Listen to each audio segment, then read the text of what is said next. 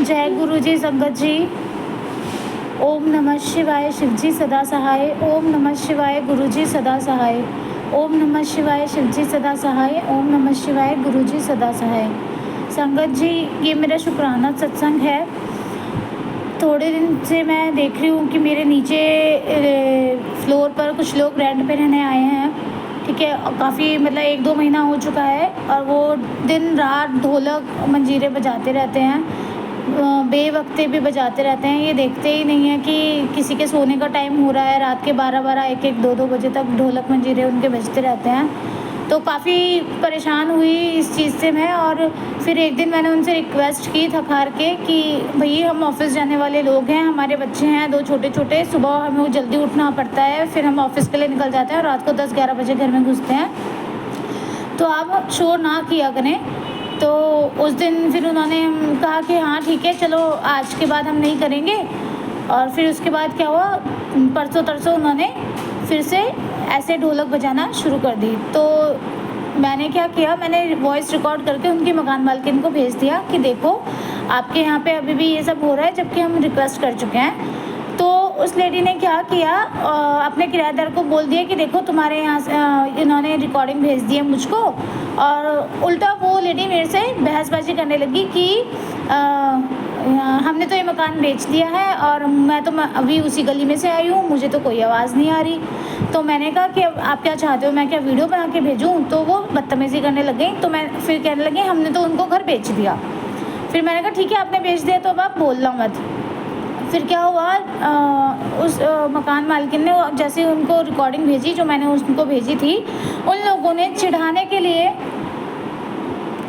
बार बार बहुत ज़ोर ज़ोर से ढोलक बजाने लग गए। तो फिर मेरे को बहुत गुस्सा आया। फिर मैंने गुरुजी से प्रार्थना की, मैं कहा गुरुजी देखा जाएगा, आज मेरे से अब बर्दाश्त नहीं हो रहा, मैं जा रही हूँ। मैं गई नीचे। फिर मैंने उन्हें बोला, मैं कहा आंटी उस दिन भी मैंने आपसे रिक्वेस्ट की थी, लेकिन आपको समझ में नहीं आ रहा है, हम लोगों को परेशानी हो रही है, हमें सुबह जल्दी उठना होता है। तो फिर उन्होंने बदतमीज़ी करना शुरू कर दिया। उन्होंने कहा ठीक है, आपसे जो हो सके कर लो। तो फिर दैन मैंने पुलिस कंप्लेंट कर दी। उसके बाद पुलिस आई थी, उसके बाद वो लोगों को अच्छे से समझा के चली गई। शुक्राना गुरुजी।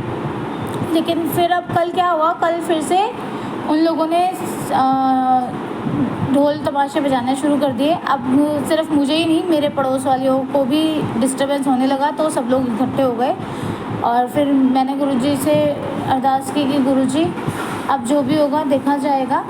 ठीक है, आज आप इनका 3-5 कर दो, जब तक मैं यहाँ पे रह रही हूँ, या तो ये लोग यहाँ से चले जाएँ या फिर मेरा ऐसा इंतज़ाम कर दो कि मेरे को ये परेशान ना करें। तो फिर कल काफ़ी गली वालों ने भी उन लोगों को बोला, तो अब उन्हें समझ में आ गई है और हालांकि वो कह रहे हैं कि वो लोग यहाँ से चले जाएंगे। तो शुक्राना गुरुजी, हमें किसी के पूजा पाठ करने से कोई दिक्कत नहीं है, लेकिन हाँ कोई परेशान, आपकी वजह से कोई परेशान नहीं होना चाहिए। बाकी मैंने गुरुजी से ये अरदास की थी, गुरुजी हिफाजत करना मेरे परिवार के, क्योंकि बच्चे ऊपर नीचे आते रहते हैं। और जब ऐसे लोग हैं जिन्हें इतना ही बिल्कुल तौर तरीका नहीं है, जो दूसरों को परेशान करने में ज़्यादा मज़े लूटते हैं, तो इन लोगों से थोड़ा बच के रहना चाहिए। तो मैंने गुरुजी से अरदास की कि गुरुजी इनसे हमारी हिफाजत करना, मेरे बच्चों की हिफाजत करना। और जब तक, क्योंकि मेरा अपना ही घर है यहाँ पर, लेकिन मैंने इसको बेचना है, तो मैंने गुरुजी से अरदास की कि मेरा इस घर को बिकवा दो, मुझे इस मोहल्ले से निकलवाओ, और जब तक मैं यहाँ हूँ या तो ये लोग यहाँ से चले जाएँ, अदरवाइज़ ये मुझे परेशान ना करें। जय गुरुजी, शुक्राना गुरुजी।